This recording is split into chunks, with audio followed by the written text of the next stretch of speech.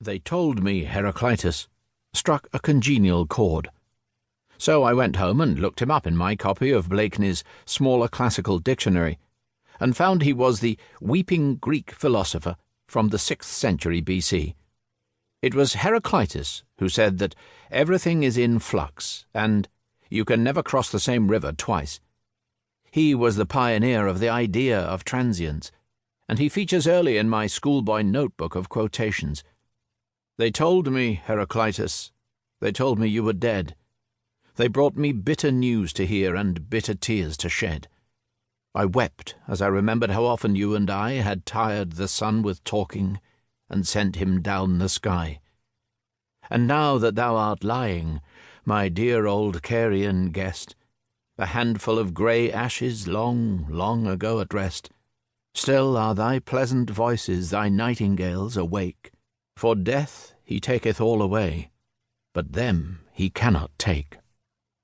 Heraclitus and his nightingales are not far beneath the surface of my work either.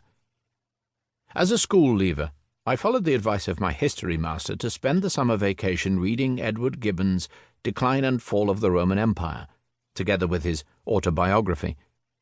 Gibbon's subject was, in his own words, the greatest, perhaps, and most awful scene in the history of mankind. I have never read anything to surpass it.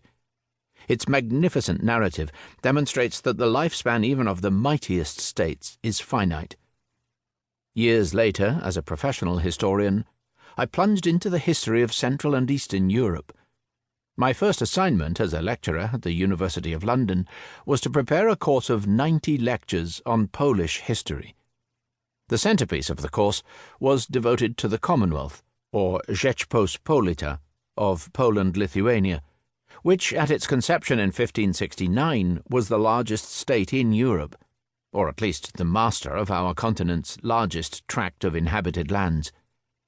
Nonetheless, in little more than 2 decades at the end of the 18th century, the Polish-Lithuanian state was destroyed so comprehensively that few people today have even heard of it. And it was not the only casualty. The Republic of Venice was laid low in the same era, as was the Holy Roman Empire. Throughout most of my academic career, the Soviet Union was the biggest beast in my field of study, and one of the world's 2 superpowers. It possessed the largest territory in the world, a vast arsenal of nuclear and conventional weapons, and an unparalleled array of security services. None of its guns or policemen could save it. One day in 1991, it disappeared from the map of the globe, and it has never been seen since. Not surprisingly, therefore, when I came to write the history of the Isles, I began to wonder if the days of the state in which I was born and live, the United Kingdom, might also be numbered.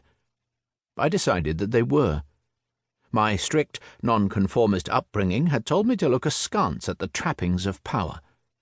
My head still rings with the glorious, measured cadences of St. Clement. So be it, Lord.